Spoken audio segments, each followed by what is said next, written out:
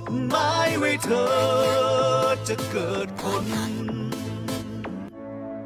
โดยทนายเกิดผลแก้วเกิดและกบเก๋ที่คลื่นหมีน่ารักฮักเรดิโอผู้นำวิทยุลูกทุ่งออนไลน์สมบูรณ์แบบเจ้าแรกของเมืองไทยนะคะทุกวันพฤหัส 6 โมงเย็นจนถึง 2 ทุ่มพี่เกิดคะคุณพรพิษแก้วเกิดก็เข้ามาแล้วค่ะครับเป็นแฟนคลับผมเองครับเหรอคะทำไมเขานามสกุลเดียวกับพี่ล่ะคะเขาขออาศัยใช้นามสกุลชั่วคราวครับอันโน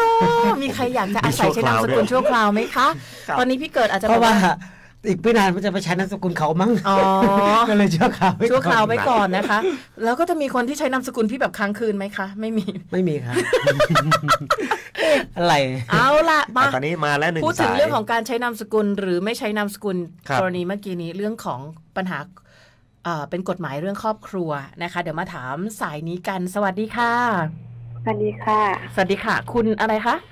สุค่ะค่ะคุณสุโทรจากที่ไหนครับ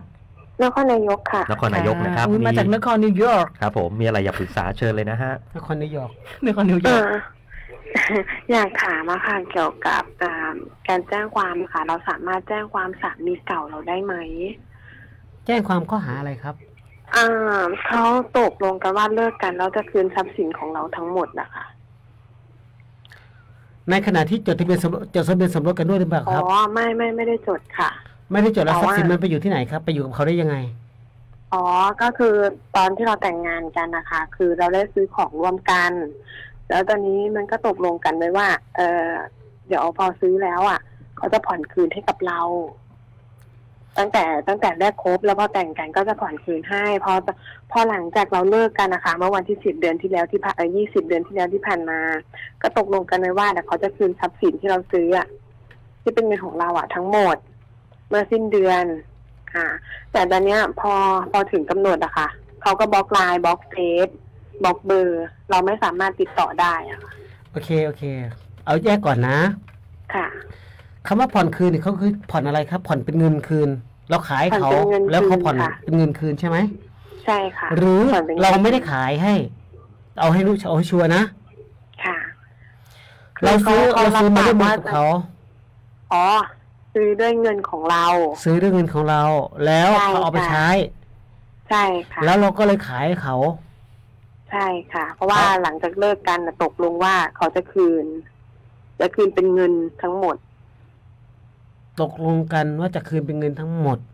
คืออย่างนี้นะครับแม่คืออย่างนี้การที่เขาเอาไปโดยการครอบครองอยู่ตั้งแต่แรกเดิมทีอยู่แล้วใช่ไหมหรือเขาขโมยไปอ๋อตอนเอาไปค่ะเป็นเงินนี่คือเขาบอกว่ายืมก่อนเป็นเงินใช่ไหมครับไม่ใช่ของใช่ปะเป็นของด้วยค่ะพี่เกิดก็เป็นเงินด้วยเอาทีละเรื่องก่อนนะถ้าเป็นเงินเป็นเรื่องของการกู้ยืมแจ้งความไม่ได้นะครับแต่ถ้าเป็นของเนี่ยถ้าเขาเบียดบังเอาไปยักยอกเอาไปหรือลักเอาไปอย่างเงี้ยมันแจ้งความได้แต่ปัญหามันคือผมกำลังสับสนอยู่ว่าคุณบอกว่าเขาขอผ่อนตกลงคุณขายให้เขาหรือเขาจะรับผิดชอบเป็นเงินหรือยังไงเขาบอกเองค่ะว่าจะรับผิดชอบเป็นเงินแล้วคุณตกลงตามนั้นใช่ค่ะทำสัญญาปณิประนอมยอมความกันไหมหรือขอผ่อนไหมมีหลักฐานไหมก็คุยกันทางโทรศัพท์ค่ะแล้วก็คุยกันทางไลน์ก็มันก็เป็นความผิดฐานยักยอกนั่นแหละครับเพียงแต่ว่าอันอาจจะไปยุติตรงที่ว่าคุณไปตกลงเงื่อนไขแบบนี้มันก็กลายเป็นว่าทำสัญญาปณิประนอมยอมความกันทำให้คดีอาญามันอาจจะระงับไปก็ได้นะครับคือรายละเอียดมันก็น้อยจริงๆนะตอนที่เขาเอาไปเนี่ยคุณยินยอมเขายักยอกเอาไปเนี่ยนานแค่ไหนก็หลายเดือนนะคะแต่ว่าเราติดต่อเขาไม่ได้ไงเกิน3 เดือนไหมเกินค่ะถ้าเกิน3 เดือนมันอาจจะขาดอายุความนะนับตั้งแต่วันที่เขาเอาไปแล้วเรารู้ว่าเขาเอาไปมันอาจจะขาดอายุความเพราะฉะนั้นเงื่อนไขเลยละในทางแพ่งก็เป็นสาระสำคัญอย่างหนึ่งดังนั้นในการที่จะดำเนินคดีมี2 เรื่องนะครับเงินสดที่เขายืมไปเนี่ยแจ้งความไม่ได้ส่วนทรัพย์สินต้องดูข้อเท็จจริงว่าเขาเบียดบังหรือยักยอกเอาไปหรือคุณขายเขาหรือคุณไปทำสัญญาปณิประนอมยอมความกับเขาแล้วรวมทั้งอาจจะขาดอายุความด้วยนะครับรายละเอียดค่อนข้างเยอะนะครับลองเอาเรื่องนี้ไปปรึกษาตำรวจในท้องที่ดูนะค่ะครับผมแต่ถ้าเป็นอย่างนี้ไม่สามารถแจ้งความเขาได้ใช่ไหมคะพี่เกิดไม่สามารถเอาผิดอะไรเขาได้เลย มันในส่วนเงินเนี่ยไม่พูดถึงนะเพราะว่าเป็นคดีแพ่ง ค่ะ แต่ส่วนทรัพย์สินเนี่ย ค่ะ ผมยังสับสนอยู่นิดหนึ่งว่าเขาเอาไปเนี่ยเขาขโมยไปหรือว่ายังไงมันไปตั้งแต่ตอนแรกสภาพการเอาไปเนี่ย อยู่ด้วยกันเอาง่ายดีกว่าเขาเอาอะไรไปเอาให้ชัดๆก่อน ผมจะได้ไม่งง คือเอาแม็กกับล้อแม็กไป รถยนต์เหรอ รถยนต์ค่ะ แม็กกับล้อแม็กทำไมมันเอาไปมันดังนั้นมันขโมยไปสิครับตั้งแต่ตอนแรกใช่ไหมหรือล้อแม็กกับแม็กนี่มันอยู่กับรถตั้งแต่ตอนแรก ไม่ค่ะ คือตกลงกันว่า ตอนอยู่ด้วยกันนะคะ ตกลงกันว่าเดี๋ยวซื้อแล้วจะผ่อนคืน คือหนูเป็นคนออกเงินไปก่อน อ๋อ แล้วเขาก็ หนูเป็นคนออกเงินไปก่อน แล้วก็พอซื้อแล้วจะผ่อนคืนให้ ครับ ทั้งนั้นที่เราอยู่ด้วยกันเนี่ยแหละค่ะ เข้าใจครับเข้าใจ ค่ะ ถ้าอย่างไงมันเป็นอย่างนี้นะล้อแม็กและแม็กรถยนต์คันนี้เป็นของเขาตั้งแต่แรก เพราะคุณซื้อให้เขา อืม เพียงแต่ว่าให้เขาผ่อนจ่ายกับคุณมันก็เลยเป็นเรื่องของทางแพ่งครับ ครับ คุณต้องไปฟ้องร้องทางแพ่งเองแจ้งความไม่ได้ครับ ต้องฟ้องร้องทางแพ่งเองใช่ไหม ครับ คะ ผม ขอโทษนะคะ คือแต่งงานกันหรือเปล่าคะหรือจดทะเบียนสมรสนะคะ แต่งงาน อ๋อ กัน ค่ะค่ะ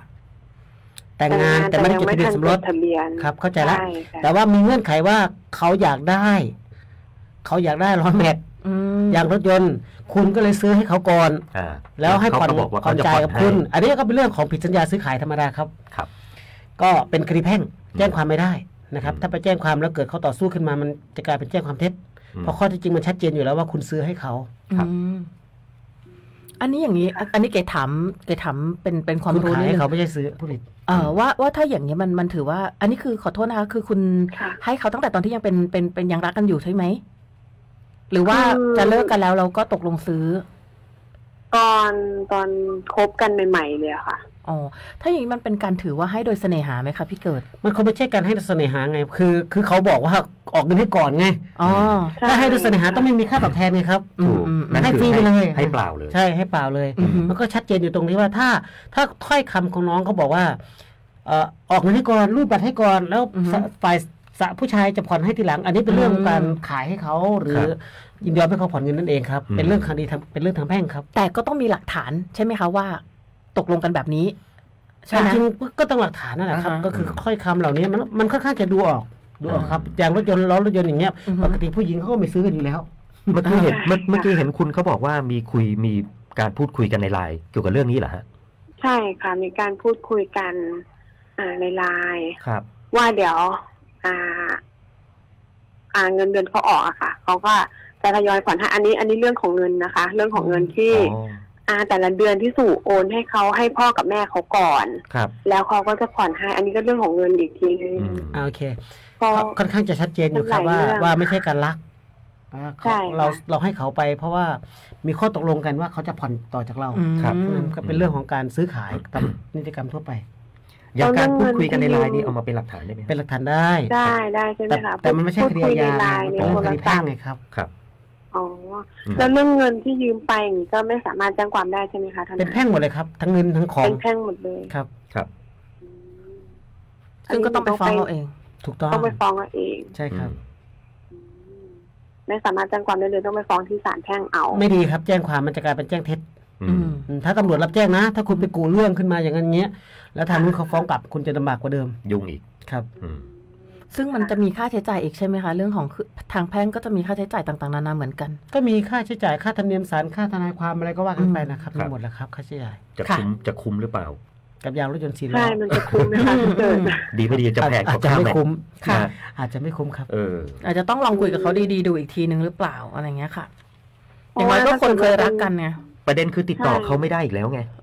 ใช่ประเด็นคือติดต่อไม่ได้แล้วอะ ผมบล็อกไลน์บล็อกอะไรหมดแล้ว อือฮึ ใช่ ติดต่อไม่ได้ แล้วก็ไม่สามารถติดต่อได้แล้วโทรติดต่อไปทางแม่เขาเนี้ยเขาก็บอกว่าให้คุยกันเอาเขาไม่รับรู้ทั้งที่ตอนเราไปเขาก็รับรู้ไงคะ ครับ อือฮึ แต่พอแบบไม่มีปัญหาขึ้นมาแล้วเขาก็จะบอกว่าเขาปัดละไม่รับรู้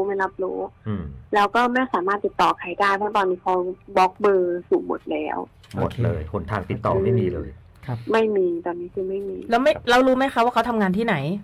ก็ยังทำงานอยู่ที่เดิม ก็ไปที่ทำงานเขาก็ได้นะคะ ก็เขาบอกไว้เลยว่าถ้าไปก็จะฟ้องกลับอะไรนะข้อหาบุกรุกถ้าเกิดว่า ได้ไหมคะ หนู พี่ ก็เลย อย่างนี้ หนู ได้ ก็ ไหม เลย มัน กลัว อยู่ที่สถานประกอบการ เพราะเราไม่รู้กฎหมาย เขา อ๋อ ไม่ใช่ตัวพนักงาน แต่ว่าถ้าคุณไปทวงหนี้แล้วทำให้เขาอับอายโทษสูงนะ อืม อย่าไปทำเลยครับ โดนอีก อื อื ม อฮึ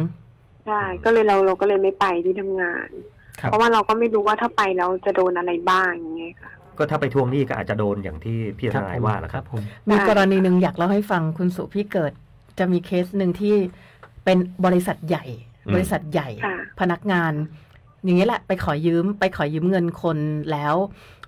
คนเนี้ยเขาแล้วเป็นคนมีชื่อเสียงเลยนะแล้วก็ไปทวงเงินหวังว่าจะให้คนเนี้ยอาย อืม ปรากฏว่าทางองค์กรเขาออกมาปกป้อง แล้วก็ให้ยามมาอย่างนี้เลยค่ะ จะโทรเรียกตำรวจด้วย อืม จะโทรเรียกตำรวจด้วยว่า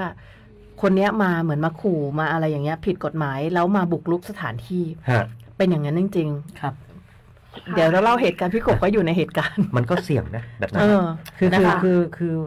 โอกาสที่จะเสี่ยงและโอกาสที่จะไม่คุ้มเนี่ยสูงครับ ครับ ก็สูงมาก ค่ะ นะครับ ก็ลองคิดดู เผื่อใจนิดนึง อืม ค่ะ ครับ ถือว่าฟาดเคราะห์หรือเปล่า อย่างไรเป็นของขวัญให้คนเคยรักไปอะไร สุด เงี้ย ท้ายอาจจะต้องถือว่าทำบุญอะไรอย่างนี้ป่ะ อืม ประาณ ไม่งั้นเลย มันก็เป็นแสนนะพี่ มันก็เลยแบบ ก็ถ้างั้นก็ไปฟ้องแพ่งเอาอะค ถ้า รับ อย่างนั้นก็ต้อง ยู่ แจ้ง แค่ ท เนี้ย นายฟ้องนะครับ เออ ค่าใช้จ่ายค่าทนายก็หลายหมื่นบาท ก็ ครับผม ไปฟ้องดูแล้วบังคับคดีได้หรือไม่ก็ว่ากันอีกทีหนึ่งครับ ค่าโอ้เพิ่งรู้ว่าค่าแม็กมันแพงขนาดนั้นเลย แพงฮะแม็กดีๆแพงอยู่ แพงครับ อืม ใช่ค่ะ แม็กดีๆก็หลายอะค่ะ ครับ ผมเคยเอาบัตรเครดิตภรรยาผมไปรูดนะ เป็นไงฮะ มันฟ้องเลย ฟ้องไปที่ต้นเจ้าของเบอร์เขาเลยว่ารูดแบตโดน4 เส้นตกไป 40,000 กว่าบาท โอ้ เป็นไงล่ะ เพราะว่ารถที่ขับไม่ใช่ล้อแม็กไปซื้อให้สาวไหนไม่รู้หรือเปล่า แล้วผมเองนี่แหละ อ๋อแหมค่ะ เอาละ เอาใจ ฮะ ช่วยนะคะ คุณสุ ครับ ถ้ายังไงแบบถ้าดำเนินการหรือว่าถ้าอะไรเรียบร้อยแล้ว หรือถ้าต้องการข้อมูลอะไรเพิ่มเติมก็คุยกันได้ในโอกาสหน้าอีกนะคะ ครับผม ได้ค่ะพี่เก๋ ขอบคุณค่ะ อยากให้โชคดีนะคะ ขอให้แบบอาจจะตกลงกับเขาได้ขอให้เขาเปลี่ยนใจมาแบบประนีประนอมกันนะคะ ค่ะ การพูดคุยมันดีกว่า อย่างน้อยมันเป็นเพื่อนกันช่วงนี้อาจจะแบบว่ายังเคืองๆกันสักพักหนึ่งทำใจกันได้มันอาจจะแบบปรับมาเป็นความรู้สึกที่ดีต่อกัน แล้วก็ช่วยกันแก้ปัญหาได้เนาะ ค่ะหวังว่าอยากเป็นอย่างนั้นพี่เก๋ ครับผม ตัวข้างหลังมันเห็นด้วยกับพี่อะค่ะ โอเค ขอบคุณค่ะ ครับ สวัสดีค่ะ ขอบคุณค่ะ สวัสดีครับ สวัสดีค่ะ